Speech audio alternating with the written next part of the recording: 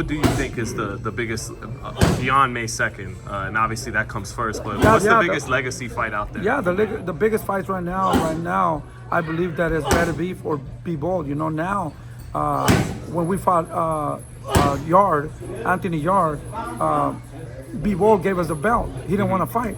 He just handed over. You know, we asked to fight Benavidez. They told him he didn't want to fight either.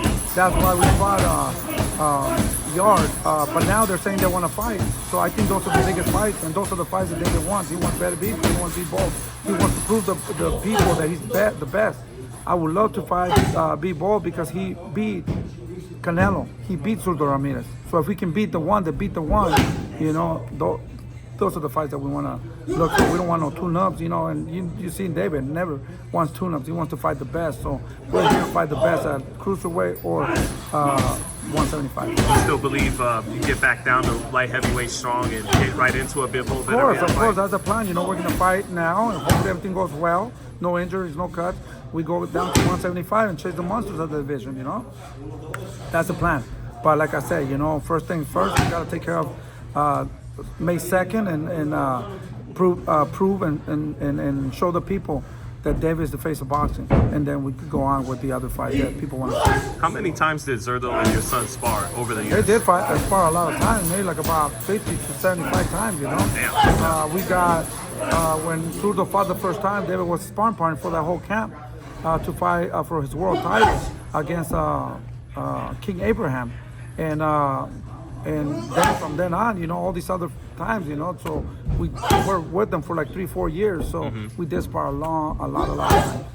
Did those sparring sessions, was it, you know, Zurdo would have a good day, David had a good day, or was it all, did it take a pattern? Like all the sparring sessions started to take a pattern and look the same? You know, sparring is sparring. Yeah. You know, I'm gonna leave it up to everybody so they can tune in and see the real fight. Right. You know, and it doesn't matter what I say right now about the sparrings and all that, you know. It's really, we're going to see it on May 2nd. Who's the best now at cruiserweight. And for Bivol, man, you know, he brings the movement, but with strength and power and skill. Why is David going to beat him too? I believe that Beterbiev and Bivol are the best at 175. Either or are very dangerous fights. You know, fighters that proven themselves to be the best. You know, it doesn't matter who we fight. If we fight Beterbiev or Bivol, it's going to be a tougher fight, I believe, than Zurdo, because Bivol beat Zurdo. So that makes him more dangerous, you know? So at the end of the day, I'm not going to sit here and not give them their credit of what they deserve. They're great fighters. It would be an honor to fight Beterbiev or Bivol. Those are tough fights. We're going to prepare ourselves super hard also. But there are very dangerous fights that we're willing to take. Do you think those fights ultimately will have to go through Turkey We're here. still? We're here. So let's make it fight. Let's make it happen. It doesn't matter. But if Turkey can make it, that would be great. If PBC can make it, that would be great. If Oscar can, you know, whoever. We're here to work with everybody, and you know, we just want to fight. Yeah. So whoever can make those fights happen, we want to fight those guys. Those are the guys that we want to face next.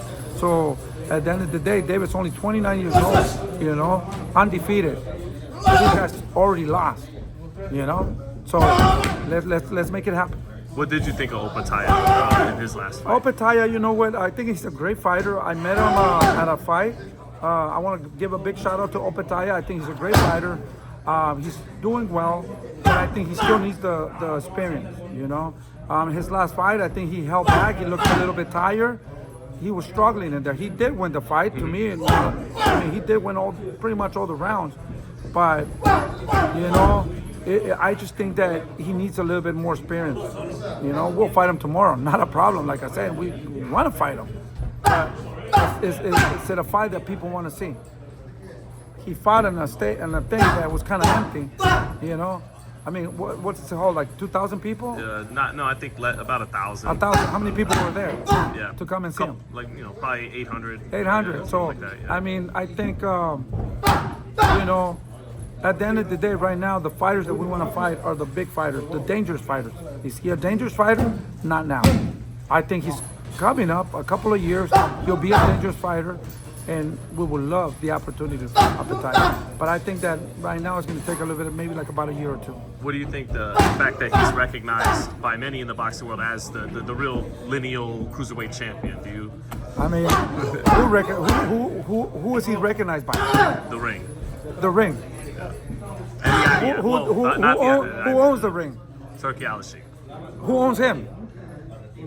Turkey owns 60% of Zuffa. Exactly. So they're going to say whatever. Why don't they put David in the ring and call him the lineal? I think he's done more. But at the end of the day, whatever they tell him or whatever titles, I don't even think he has a title no more. He has the Zuffa title and the ring title, I believe. I'm not really sure. I think he got stripped. So at the end of the day, how long or Zuffa is it recognized all over the world? Do you recognize Zuffa? You know? I mean, it's a young belt. I'm not saying nothing bad about him, but it's just so young, you know. It's anybody can fight for a Zuffa belt right now, you know. But within time, it will be recognized. But I think it will take a lot of time, you know. The ring, you know, I don't know what's going to happen with all these things, you know. To be honest, it's a little confusing, and it's all that, you know. I mean, let's fight for the belts that are recognized and been here for a long, long time and have made history. That's what I believe. It sounds like, you know, correct me if I'm wrong, Bivol, Beterbiev 175 takes precedence after this fight over fighting Opetaia. Oh, yeah, of course. Yeah, that's the priority. That's the priority because, like I said, these are the dangerous fighters. These are the monsters of the division, you know. To me, it's like taking a tune-up with Opetaia at this point. You know, we say we want to fight the monsters. We want to fight the guys, the real danger. And I believe that at this point right now, Bivol and Benavidez are the dangerous fighters at this point. Who do you favor to? Do you think they're going to have their trilogy first before you get your I don't shot really at care. them? I don't care about that. You know, to be honest, I didn't even watch both of the fights. You know, I don't really care, to be honest with you. What I care is fighting them. Yeah. Give us the opportunity to fight. Don't run. Let's go. Let's make it happen. You know, we offered the fight. They didn't want to take it. I think now they need the fight. They need to fight David. They need us more than we need them at this point. So let's make it happen. But from a legacy standpoint, you guys need them just as much, if not more. No. Yeah. Don't get me wrong. Like I said, we want to fight. Already asked them to fight. Right. They did not want to. They hand us the belt. Bivol hands us the belt. Right. Because they didn't want to fight. Benavidez didn't want to fight either. That's what I'm saying. You know, let's make it happen. You know, it's a great fight. It's a fight that people want to see.